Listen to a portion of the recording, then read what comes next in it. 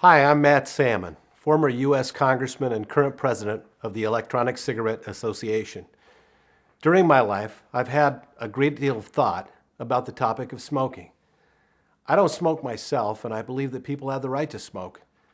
But I've watched a family member smoke lifelong and watched him struggle with quitting and ultimately watched the resulting emphysema and cancer. Our country has reduced the incidence of tobacco smoking from 45% of adults in 1965 to 21% today through legislation, education, and marketing restrictions. Some years ago, I helped push through a new law in the state of Arizona that was among the first public health smoking bans. Later in 2000, I was named Congressman of the Year by the American Cancer Society. Despite gallant efforts by many good organizations and people, including some of my own, the reality is a lot of people, 45.8 million in the U.S. to be exact, still smoke tobacco. What this tells me, and what it should tell you, is that the two options that smokers have had for a very long time, the option of continuing to smoke tobacco at certain peril, and the option to quit smoking altogether, are simply not enough to address consumer needs and to improve public health. To that end, for the past few years, I followed a revolutionary new idea called electronic cigarettes. A board-certified physician named Dr. David Barron, who has been the chief of staff at the UCLA Medical Center, says that he has never seen a product, ever, that stands to save as many lives as electronic cigarettes. If you haven't seen an electronic cigarette before, here's what one looks like. It is battery-powered and looks like a cigarette. Hundreds of thousands of people around the country using them say they feel and taste like a cigarette too. Because they aren't ignited, electronic cigarettes don't produce secondhand smoke or lingering acrid odor. The vapor they emit contains only 20 ingredients, all of which are considered safe for human consumption, including nicotine.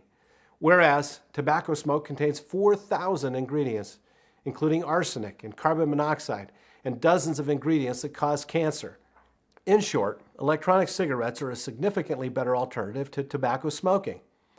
As Dr. Joel Nitzkin, a nationally recognized public health physician, says, on the basis of available research data, electronic cigarettes promise risk of illness and death well under 1% of the risk posed by tobacco cigarettes.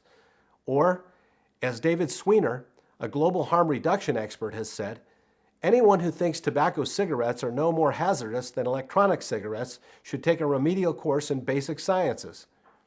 You're sure to hear a great deal of buzz about electronic cigarettes. Some will be mistruths from abolitionists or from those whose perilous or ineffective products and market share will be jeopardized. Others will seek a safe harbor through the interpretation of law or the hand of regulation. I suppose competition in this form is to be expected. Whatever is said, remember this.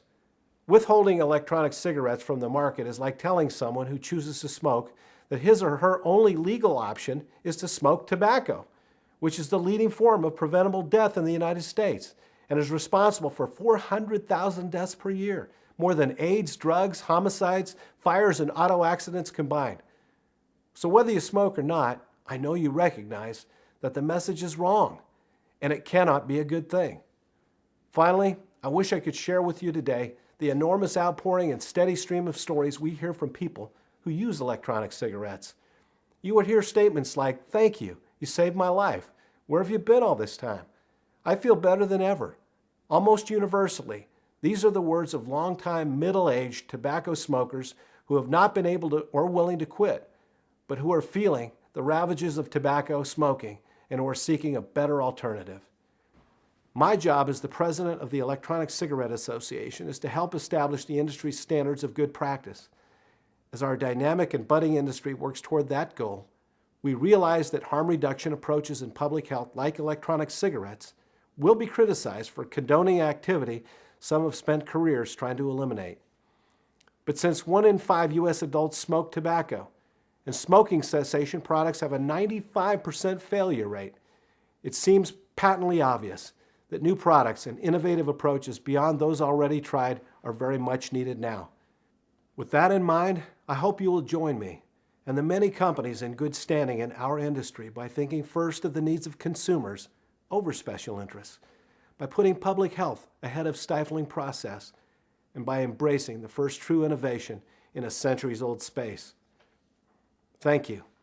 And if you'd like to share your thoughts with me, I would welcome them at salmonbetterway@gmail.com. That's SalmonBetterway@gmail.com. Thank you.